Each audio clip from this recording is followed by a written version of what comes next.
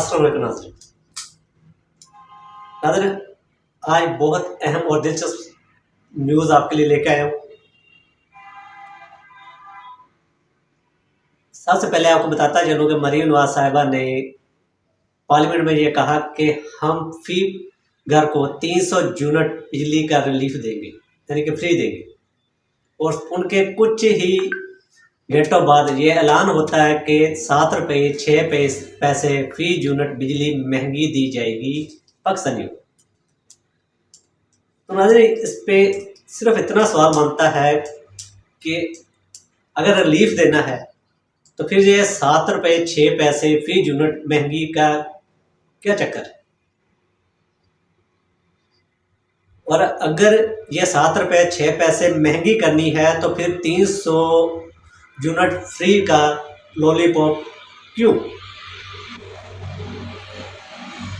इस तरह की बहुत सी दिलचस्प न्यूज़ आपको इस वीडियो में मिलेंगी, तो वीडियो को स्किप मत कीजिएगा, पूरी देखिएगा। तो नाज़रीन, ये तमाम चीज़ें और इसी के साथ साथ मरीम नवाज साहबा ने एक और बात की है कि मैं 1 माह का टाइम देती हूँ, इस माह के अंदर अंदर मुझे पूरे पंजाब में सफाई चाहिए, कहीं पर भी कोई गंदगी नज़र ना आए। और क्या ये पॉसिबल होगा? अगर हो सकता है तभी पता चल जाएगा, और अगर नहीं हो सकता तब भी ये 1 माह के अंदर अंदर पता चल ही जाएगा। क्योंकि जब इनके खुद के ऐलान ने कि 300 यूनिट बिजली फ्री का रिलीफ दिया जाएगा और साथ में ही 7 रुपये 6 पैसे महंगी बिजली का फी यूनिट बिजली महंगी का ऐलान भी हो गया, तो क्या सफाई वाला काम भी होगा इनकी जानब से? मुश्किल है, क्योंकि बाज़ार कुछ ऐसी चीज़ नज़र नहीं आ रही कि इस पे इम्प्लीमेंट हो जाए। तो ख्वाजा आसफ साहब भी कहाँ पीछे रहने वाले हैं। ख्वाजा आसफ साहब ने एक ट्वीट किया है कि जो लोग ये कहते हैं कि इमरान खान हमारा रोल मॉडल है, तो अल्लाह करे उनकी औलादें इमरान खान जैसी हो।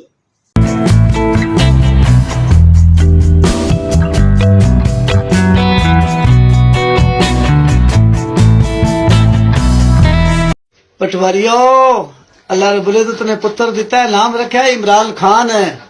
किसी की जरूरत है तो नवाज शरीफ रख के विखावे। तो इस पे तो कोई शक नहीं है कि इमरान खान को चाहने वाले बहुत ज़्यादा हैं, और वो यही चाहेंगे कि इमरान खान जैसी ही उनकी औलादें हो। तो ख्वाजा आसफ साहब से पूछना ये है कि आपके रोल मॉडल तो मरीम नवाज है, इसलिए वो सीएम पंजाब भी बन गई, तो क्या आप दुआ करेंगे कि अल्लाह आपको मरीम नवाज जैसी औलाद दे? या नून लीग के जितने भी चाहने वाले हैं वो ये दुआ कर सकते हैं कि अल्लाह उन्हें मरीम नवाज जैसी बेटी दे? कोई भी नहीं करेगा। क्योंकि ये आपने मीडिया पे काफी मरतबा देख भी लिया, क्योंकि लोगों से जब ये जाके पूछा जाता था कि आप दुआ करें कि आपको अल्लाह मरीम नवाज जैसी बेटी दे, तो वो तमाम पटवारी मुंह छुपा के वहां से भाग जाते थे। क्योंकि दुआ करें कि मरीम नवाज जैसी बेटी अल्लाह ना करे। वो इसलिए कि सबको पता है कि मरीम नवाज का करैक्टर क्या है और किस नेचर की वो औरत है, इसलिए कोई पटवारी भी ये नहीं चाहेगा कि उसके घर में भी मरीम नवाज जैसी बेटी। बाकी पाकिस्तानियों तो क्या चाहते हैं, लेकिन इमरान खान का करैक्टर, इमरान खान का बिहेवियर और इमरान खान का जो विजन है, उसे देखते हुए तमाम पाकिस्तानी ये लाजमी दुआ करेंगे कि हमारे घर में इमरान खान जैसा बेटा लाजमी अल्लाह दे। तो इस पे आमीन भी कहते हैं लोग। और शहबाज गिल साहब, आप लोग जानते हैं कि उनका ताल्लुक पीटीआई से है, तो पीटीआई के रहनुमा है। तो उन्होंने एक ट्वीट किया और उसमें एक निशानदेही की है, मरीम नवाज साहिबा को एक चीज़ बताने की कोशिश की है, दिखाने की कोशिश की है कि कॉपी पेस्ट वाला काम कब तक, कैलबरी फॉन्ट वाला कॉपी पेस्ट वाला काम, वही काम अब भी जारी है। किस तरह जारी है कि मरियम नवाज साहिबा की जानिब से एक हुक्मनामा जारी किया गया डिपार्टमेंट ऑफ फूड को, और उसमें हिज लिखा गया मरियम नवाज साहिबा को कि ये कॉपी पेस्ट है, क्योंकि इमरान खान ने ये सही कहा था कि ये लोग ना पढ़े लिखे हैं, ना पढ़ने लिखने की कोशिश करते। ये तमाम लोग जाहल है, इन्हें यह नहीं पता कि लड़की के लिए क्या लिखा जाता है और लड़के के लिए क्या लिखा जाता है। बस जो आता इन्हें नजर आ गया, जो इनके जहन में आ गया, इन्होंने लिख देना है, बिना ये सोचे, बिना ये समझे कि कौन सी चीज किसके लिए लिखनी है। जेंडर का फर्क तक नहीं इनको पता, और ये लोग हम पे मुसल्लत हो गए। अल्लाह खैर करे इस मुल्क पाकिस्तान की, खासकर पंजाब की, क्योंकि जिसकी सीएम इतनी पढ़ी लिखी औरत आ गई कि जिसने एमए तो किया साइंस में, कंप्यूटर साइंस में, और पीएचडी कर ली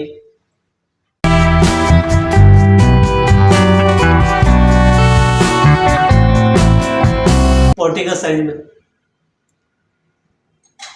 ये तुक तो बनता नहीं है कि एक में एमए और दूसरे में पीएचडी हो जाए। सोचने वाली बात है कि दो अलग अलग मजमूनों में ये औरत किस तरह पढ़ के आ गई, और कौन सी ऐसी यूनिवर्सिटी है जिसने इन्हें दाखिला भी दिया और इन्हें डिग्री भी दी। अल्लाह ही जाने कि इस तरह भी हो सकता है किसी यूनिवर्सिटी में। और साथ में नाज़रीन आपको बताते चले गए शेख वकास अकरम कि 10 माह के बाद एक वीडियो जारी हुई है, जिस वीडियो में आपको ये वाज़ेह सुनने में मिल जाएगा कि वो कह रहे हैं कि मैं खैबर पख्तूनख्वा के लोगों का शुक्रिया अदा करता हूँ कि वो मेहमान नवाज है और उन्होंने मुझे बाफाज़ा अपने पास रखा, और मैं इमरान खान को कभी भी नहीं छोड़ूंगा। आपके सूबे के मेहमान थे। मैंने तो कहा कि आपके सूबे ने मेहमान नवाजी की रवायत जो है वो बरकरार रखी है। जिन्हें पनाह पाकिस्तान में कहीं नहीं मिली, वहाँ केपीके के गयूर और खुददार और जाबाज लोगों ने मेहमान नवाजी का हक अदा किया है। कभी एक जिला, कभी दूसरा जिला, कभी तीसरा जिला, मगर वो मोहब्बत जो आप लोगों ने दी है, हम उसका जो है वो एहसान हम आपका कभी भी नहीं उतार सकते। मैंने तो बड़ा वाज़ेह कह दिया है कि मैंने बिल्कुल बड़ा वाज़ेह कह दिया है कि जो इंसाफ के रहनुमा असूल हैं और जो इंसाफ के लिए कमिटमेंट है जुडिशरी की केपी में, वो अनमैचेबल है किसी और के साथ। क्योंकि ये जो प्रेशर्स है ना जो वहां है वो यहां भी है, मगर कमाल की बात यह है कि कौन उस प्रेशर को बर्दाश्त करके खड़ा है, डट के खड़ा है। देखना तो ये है, ये कोई नई चीज सामने नहीं आई है। इस वक्त में जिस वक्त पाकिस्तान तहरीक इंसाफ को सुन्नी इत्तेहाद काउंसिल के दोस्तों की जरूरत थी, हम उनके शुक्रगुजार हैं कि उन्होंने अपने आप को पेश किया आपके लिए। लीडर भी खान, पार्टी भी खान की, एजेंडा भी खान का, और इंशाअल्लाह ताला विजन भी खान का होगा और जीत भी खान की होगी। वीडियो आपने देख ली, अब आते हैं मुस्तफा कमाल की जानिब। मुस्तफा कमाल को आप जानते हैं कि वो कुछ अरसा पीटीए के साथ भी जुड़े, पीटीए की हुकूमत के साथ भी जुड़े रहे, लेकिन बेसिकली वो एमक्यूएम के हैं। और एमक्यूएम पाकिस्तान जो उनकी नई पार्टी है, अल्ताफ हुसैन के जाने के बाद बनी, उसके वो अहम रहनुमा हैं। तो उनकी एक ऑडियो लीक हुई थी जिसमें वो अपनी पार्टी के एक अजलास में बैठे हुए कुछ बातें कर रहे थे, जो कि बाद में लीक हो गई। और उस ऑडियो लीक का उन्होंने एतराफ़ करते हुए ये कहा कि हम नून लीग और पीपल्स पार्टी के पास गए थे, और नून लीग की जानिब से यह कहना है कि एमक्यूएम की सीटें 100% जाली सीटें, जाली मैंडेट पे, और साथ में बातों बातों में ये दोनों इस बात का पीपी और नून लीग इस बात का एतराफ़ कर रहे हैं कि इनकी अपनी सीटें भी 60% जाली। और साथ में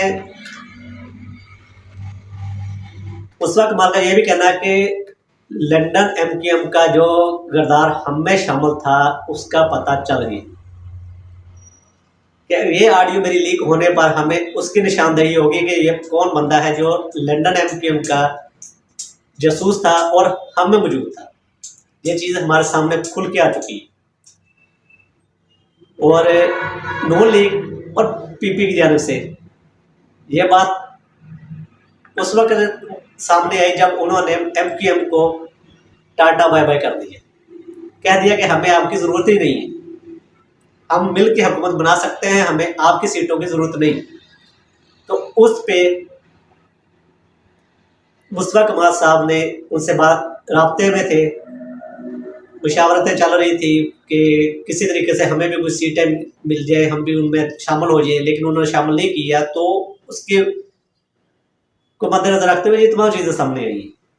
आज सुबह से मेरी एक ऑडियो वायरल हो रही है तमाम सोशल मीडिया पे। सबसे पहले तो बता दूं ये मेरी ही ऑडियो है, मैं इसको एंडोर्स कर रहा हूं। उसमें क्या है, मैं एमक्यूएम की मुज़ाकराती कमेटी का हिस्सा हूं इस इलेक्शन के बाद से। तो हम इस्लामाबाद में कई पे दर पे पीएमएलएन से हमारी कई मीटिंग्स हुई। उस मीटिंग के बाद डे बिफोर यस्टरडे इतवार वाले दिन मैं जो है राब्ता कमेटी के ऑफिस में बैठकर मैं उनको ब्रीफ कर रहा हूं कि उस मीटिंग में क्या कुछ हुआ और क्या बातें हुई। तो उसमें ये बता रहा हूं कि पीएमएलएन के दोस्तों से जब हमने ये बात की कि भाई आपकी मीटिंग जो है वो पीपल्स पार्टी से कैसी रही, तो पीएमएलएन के दोस्तों ने हमें बताया कि पीपल्स पार्टी ये कह रही है कि पीएमएलएन और पीपल्स पार्टी के मिलने के बाद एमक्यूएम की जरूरत नहीं है। तो मैं अपने लोगों को बता रहा हूं और आप तक कमेटी ब्रीफ कर रहा हूं कि वो ये कह रहे हैं हमारे नंबर पूरे हैं। दूसरी बात मैं ये बता रहा हूं कि पीपल्स पार्टी पीएमएलएन वालों को कह रही है कि एमक्यूएम का मैंडेट जो है वो सही नहीं है, एमक्यूएम का मैंडेट जाली मैंडेट है। आपको पता है कि ये वाली बात तो पीपल्स पार्टी तो पब्लिकली टीवी पे कह रही है, हम भी उनको कह रहे हैं कि उनका भी मैंडेट जाली है, वो हमें कह रहे हैं कि हमारा मैंडेट जाली है। अब ये दो बातों में तो कोई न्यूज नहीं है। जो इंपॉर्टेंट बात है वो ये है कि ये मीटिंग हो रही है राब्ता कमेटी के कमरे में, ये मीटिंग हो रही है राब्ता कमेटी से, और उस राब्ता कमेटी के कमरे में मेरी ये वॉइस रिकॉर्डिंग कोई कर रहा है। बहुत दिनों से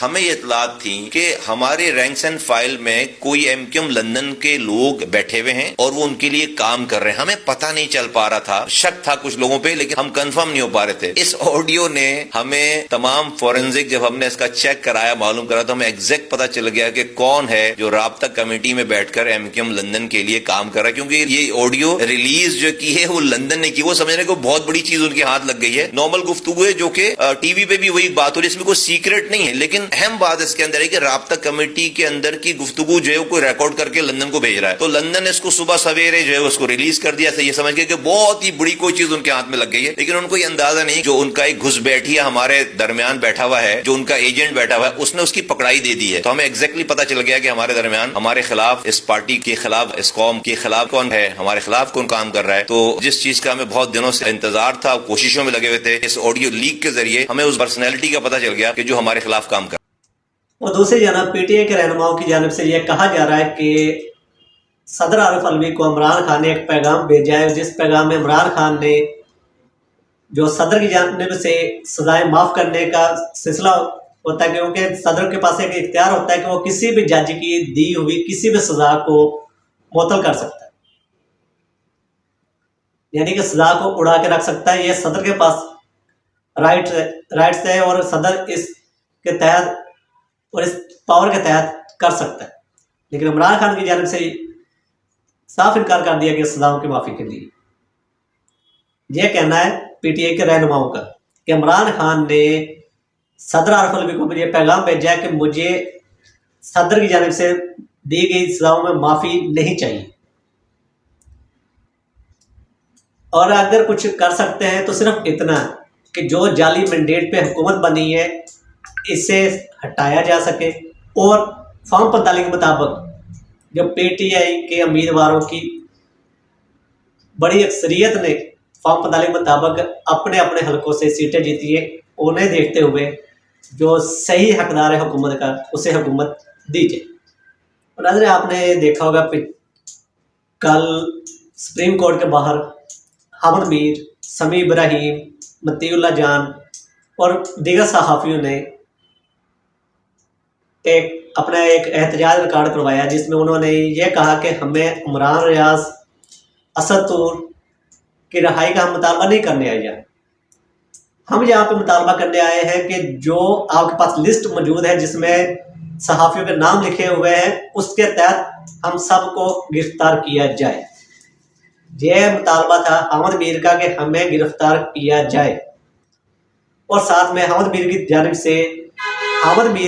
जानिब से समी इब्राहिम ने जो ट्वीट किया है उस ट्वीट में उन्होंने कहा कि सुप्रीम कोर्ट अरशद शरीफ के कातलों को सजा दे और बेनकाब करे। हम अरशद शरीफ के कातलों को जानते हैं, हमने नाम लिया तो ये होगा कि उनको मुल्क छोड़ना पड़ जाएगा। हम पाकिस्तान नहीं छोड़ेंगे, तुम पाकिस्तान छोड़ोगे। कि ये ट्वीट समी इब्राहिम ने किया है अहमद मीर की जानिब से। और असद तूर की गिरफ्तारी को लेकर आफ्ताब इकबाल साहब ने भी एक ट्वीट किया है। आफ्ताब इकबाल को आप जानते हैं कि वो पाकिस्तान के सीनियर सहाफ़ी हैं, एंकर पर्सन है और अपना एक अलग से प्रोग्राम भी होस्ट करते हैं। तो उन्होंने एक बात कही कि असद भी सच बोलने वालों की ज़ुबान बंदी करने वालों को अल्लाह इब्रत का निशान बनाए।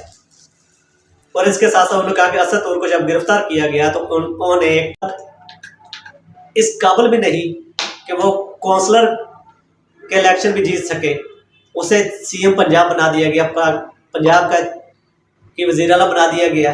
और वो इंतकामी कार्रवाई कर रही है कि सच बोलने वालों को उठाना और उनकी ज़बानबंदी करवाना शुरू कर दी उस औरत ने।